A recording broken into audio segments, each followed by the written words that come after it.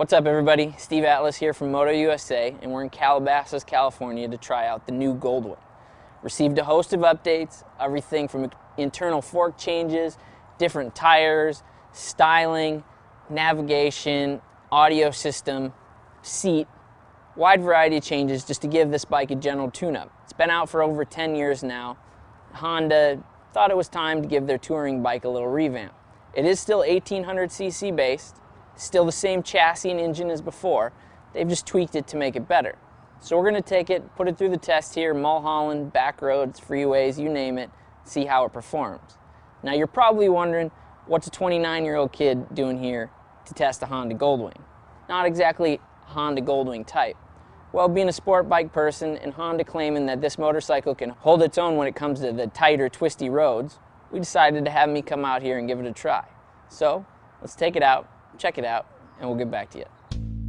Now I know what you were thinking. How can Honda go 11 years without making a change to its flagship touring model, the Goldwing, and then come time for a redesign, simply give it some mild styling updates and new fork bushing?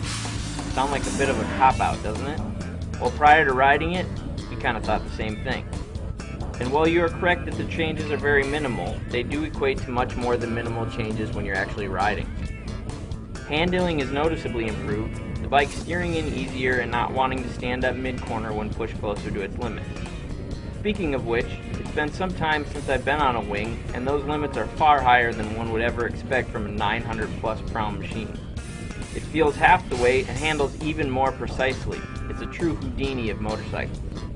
Improved wind protection from the updated lower fairing keeps one's legs less fatigued, while the 7-liter larger bags not only hold more, but somehow look smaller at the same time. A nice and useful styling secret. As for other updates, iPod connectivity and functionality, as well as a much easier to read navigation system are welcome features on the higher end model.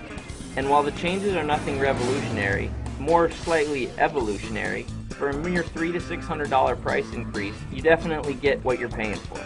So if you are in the market for a wing, we highly recommend waiting until later this month to purchase the new 2012 model tested here.